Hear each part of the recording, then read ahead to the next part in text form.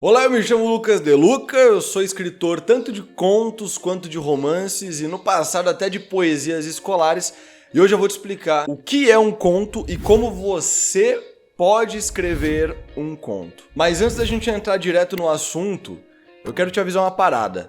A Flive ela tá nos últimos dias para que você possa participar da Bienal com ela, publicando pelo selo Voe. Então, se você não conhece o selo Voe ainda, que é um selo semi-tradicional da Flive, eu te recomendo se apressar com urgência, porque os dias estão acabando. É a primeira Bienal da Flive, então a gente está hiper, mega, extremamente animado, quer fazer um negócio muito legal, fazer uma festa com os autores.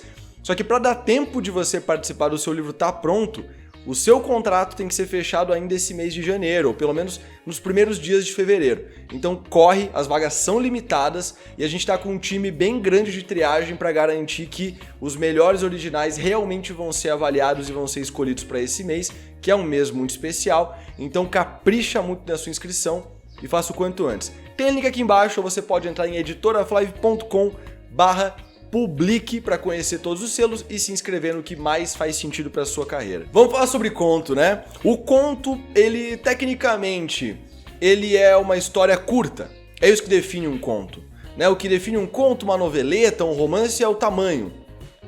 Na verdade não, na verdade isso ajuda, faz todo o sentido do mundo, mas não é necessariamente o que identifica um conto. No ano passado eu lancei 2 histórias que no começo eu chamava de conto, mas aí eu entendi que uma delas não era bem um conto, tava muito mais para um romance do que um conto. Ele não era tão grande, tem umas 140 páginas, então muita gente falava, pô, é um conto, é um conto, é um conto. Só que a estrutura da história, que é o Ayla Atamanduá, uma história que eu lancei, se eu não me engano, em novembro do ano passado, não é uma estrutura de conto, é uma estrutura de romance. Já o outro texto que eu lancei mais cedo naquele ano, em agosto, ele sim é um conto, que é o Cassie o Bicha. Cassie o Bicha é um conto por quê? Porque ele foca num personagem central, ele tem um foco do ponto A ao ponto B, e ele faz toda essa trama acontecer ao redor apenas disso. Ele tem um foco, ele foca em um personagem, tem personagens adjacentes ali que fazem parte da narrativa, mas a gente não se explora neles, né? A gente não entende tanto assim sobre eles, só o suficiente para compreender a personalidade dessas pessoas, para que a gente consiga ter uma história divertida e legal. Mas o foco é o Cassie e é a história que ele tem, é a missão que ele mesmo se coloca para cumprir.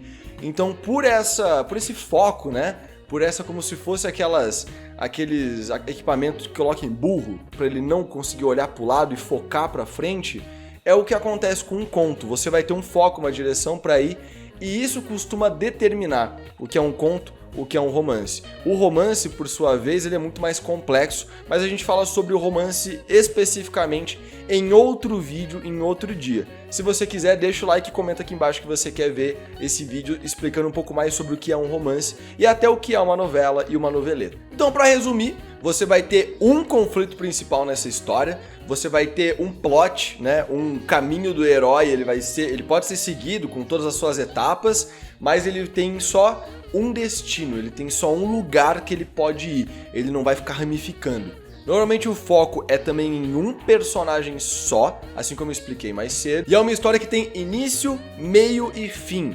Ela não vai ficar dançando pra lá, e o conto ele não é o começo de uma história, ele não é o final de uma história, ele não é um complemento de uma história. O conto ele começa e ele termina nele mesmo. Então é importante que você não ache que por ele ser um texto normalmente menor e, né, tem as suas questões para ele ser menor também, que por isso ele não precisa de início, ou que ele não precisa de um desenvolvimento tão grande, ou que ele pode ficar com um final hiper em aberto justamente por ser uma história curta.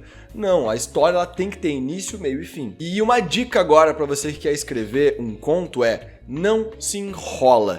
É muito comum o escritor, principalmente os mais amadores, com menos experiência comercial, se enrolarem, tanto em romance quanto em conto. Tá escrevendo, quando vê uma história que podia ter 200, 300 páginas, tá com 500 páginas. E o conto acontece a mesma coisa. Quando eu sento para escrever um conto que não é da Revolução dos Unicórnios, eu quero manter em 5 páginas, e no máximo 10, para ser uma experiência rápida de leitura, para ser uma experiência rápida também de lançamento, de produção. Porque eu vou gravar um vídeo, inclusive, acho que sai semana que vem esse vídeo, que é para que serve um conto. Porque você, escritor, pode escrever um conto e usar isso a seu favor. Então eu vou explicar algumas coisas que, se você ficar se enrolando, fazendo muita coisa, indo para lá e para cá, além de às vezes perder a essência do conto, você também vai perder muito tempo e vai perder essa praticidade que o conto permite que você tenha. E claro, né, conto mesmo, infelizmente agora você não vai conseguir publicar na Flive, mas eu vou te lembrar mais uma vez, se você quiser participar da Bienal 2022 com a Flive publicando no selo semi-tradicional da Voe, você precisa se inscrever agora, os dias estão acabando. Quem tiver se inscrito e for avaliado até o final desse período que a gente está analisando, que é até os primeiros diazinhos de fevereiro, tem ainda uma chance de entrar na Voe e conseguir participar da Bienal. Se você demorar, você vai conseguir se inscrever na Voe também, não tem problema, mas infelizmente não vai dar mais tempo de participar da Bienal, porque o seu livro vai ficar pronto depois ou durante o processo e ele vai se embolar, não vai dar tempo. Então, se apressa, tem link aqui embaixo e editoraflive.com/publique para conhecer os selos e escolher qual que vai ser o seu. Lembrando, é claro, que esse canal aqui ele só é possível e ele só existe se você clicar no se inscrever, comentar e deixar o like. Sem essas 3 coisinhas, as pessoas que não conhecem o canal ainda, provavelmente nunca vão conhecer. Então assim você ajuda tanto a mim, quanto os escritores que fazem parte da nossa comunidade, do nosso ninho, e também esse conteúdo, que na minha opinião é um conteúdo massa. Se você concorda comigo, tá aí mais um motivo para você compartilhar, ele vai chegar em mais pessoas. E no mais, eu espero que você tenha um ótimo dia, tarde ou noite. Beijo no seu coração e a gente se vê no próximo vídeo.